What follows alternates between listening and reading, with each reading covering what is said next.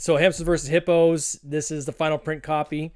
This is the copy that, assuming we are happy with it, we will be able to go to final production assembly, which I know everyone's excited to get their Hamsters versus Hippos game. We are on track for timelines. So I'm assuming, I'm hoping, I'm praying that everything in this box is good. And if it is, I sign off tonight. We go to final assembly. That's going to take a couple weeks. And then we are shipping to our different fulfillment centers. And fingers crossed that the shipping is starting to get back to normal as it can be. You're looking at 6 to 8 weeks for things to arrive. So that's July, August. That means we are shipping to backers in September as planned. So what a good day. What a good day. Alrighty. Thanks for those of you who are joining me. So let's get going here. So here's the box. I am going to have to switch to my handy dandy 2-shot desk cam so we can see. Oh, look at that. One of the creators of Hamsters vs. Hippos is actually watching this video live as well. Hello, Adam. How's it going? So here we go. This is, I'm trying not to cut myself. So this arrived today. I had been wondering, actually I sent a note to the manufacturer and I said, hey, you know, how's the production coming along? And they're like, how's the sign off on the sample coming along? Which I hadn't received. So then I tracked it, and lo and behold, timing was perfect because it was arriving today. So what we got here. All right. Take this out ever so carefully so that any damage I detect is from their end and not on mine. Okay. I'm pumped. I'm absolutely pumped. All right. Let's see how this goes. We'll just tenderly tease it away from the bubble wrap here.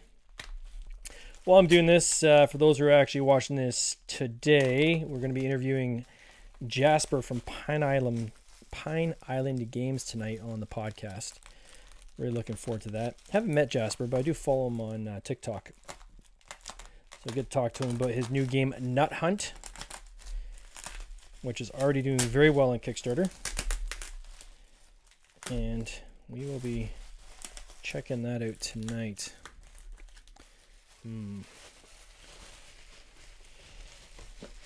They take a lot of care when they ship this, so the thing is absolutely buried in bubble wrap, which is a little bit tougher to open, but it does keep it from getting beat up along the way. All right. We're getting there, folks. We are getting there.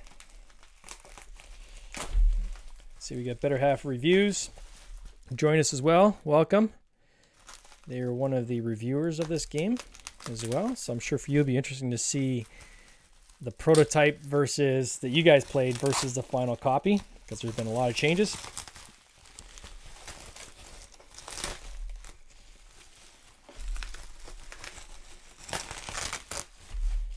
All right.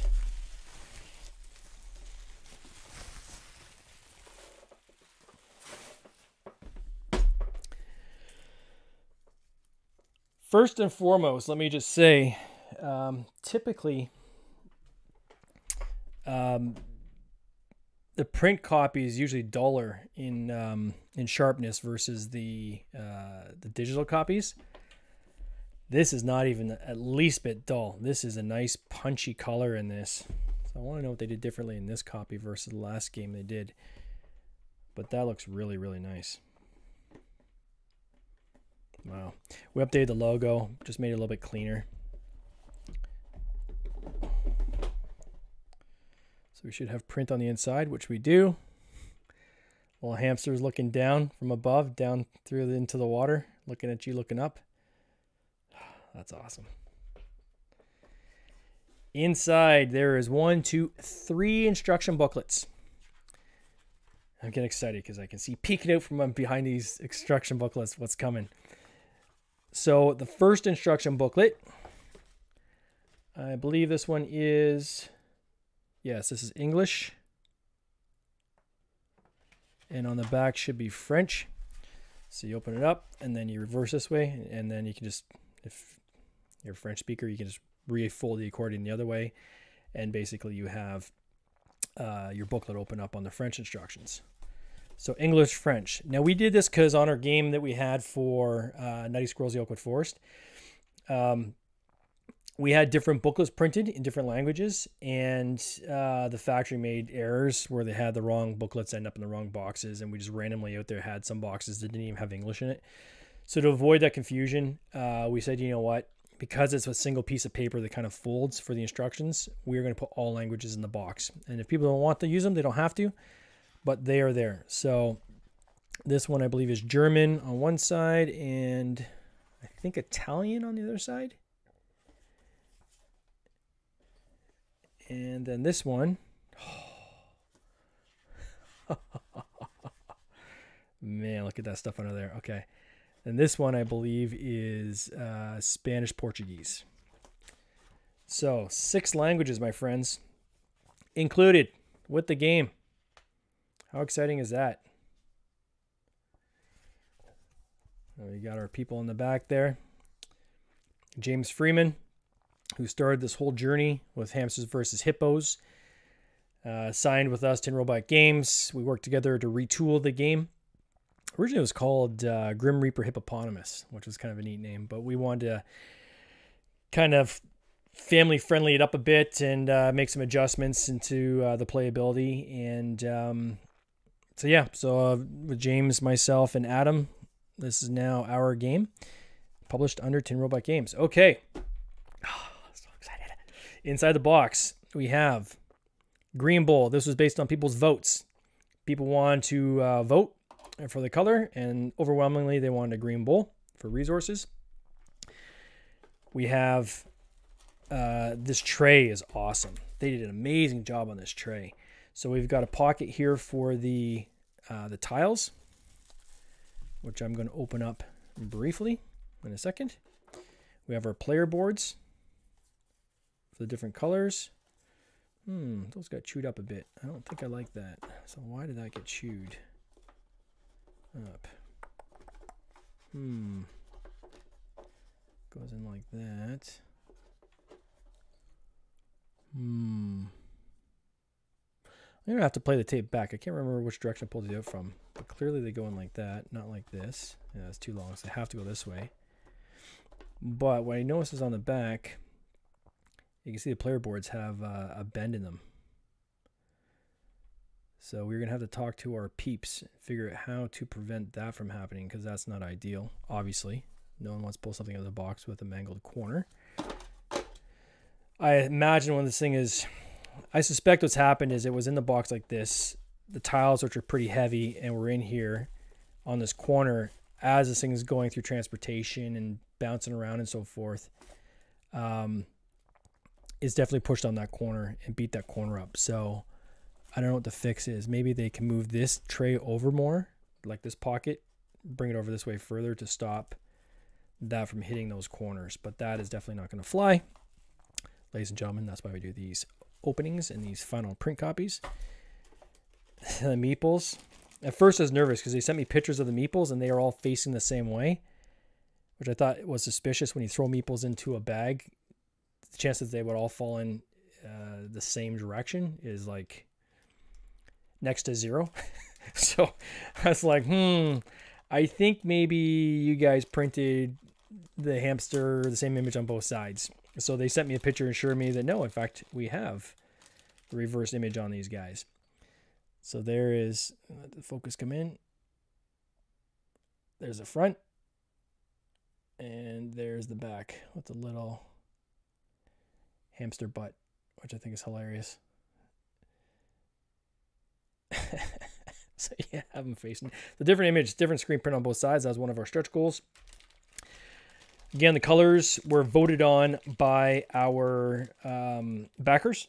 So these colors, final colors, are the colors that were chosen by our backers. So We got basically pink, purplish, kind of like a hybrid color, pink, purple, depending on how you look at it. I think it's actually purple. Orange, green, yellow, blue, and red, based on people's favorite colors. Lastly, well, these turned out really nicely. And what I'm going to do is I'm actually going to, not on camera, I'm not going to count these, but I am going to count these versus my prototype. Because it feels like there's less. There might not be, but it just feels like there's less. But these are extra thick. So we went twice the thickness, so they're easy to grab off the table. Because we found the other ones, it was tougher to pick them up just because they were so thin. And then the color between the two. This was something that we had changed as well because it was like a light purple and the color difference between the two wasn't enough. So we lightened up this guy and we made the other one more of a blue for the Blue Lotus. So that's very specific that those are two different colors now. So people can clearly see that. And then lastly is the thermal tray. Again, this thermal tray, I love how this works. So your tiles go in there after you take them out of the shrink. We could probably take them out of the shrink now. Let's see here. All right. So let's see how these guys look.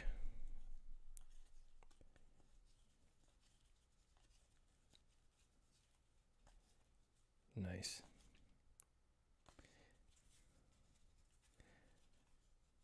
One thing I was worried about was the prototypes we had done were like when they do the first digital proof, because it was an inline print, the ink doesn't stick to digital proofs as well as it does when you do your full print job. So all the tiles had like these nicks and dings and stuff on them. And we said, you know, you're obviously going to have like little minor nicks and dings here, but it was on pretty much every tile. And the problem is then it becomes easy to guess which tile is which, right? After repeated usage. So, but these tiles look great. Look really good. See if we can find ourselves a master hippo here. Let's see. There's your Blue Lotus. Go this way. And remove a flower. Double flowers falling in the water. And he's turned out really well. He turned out really well.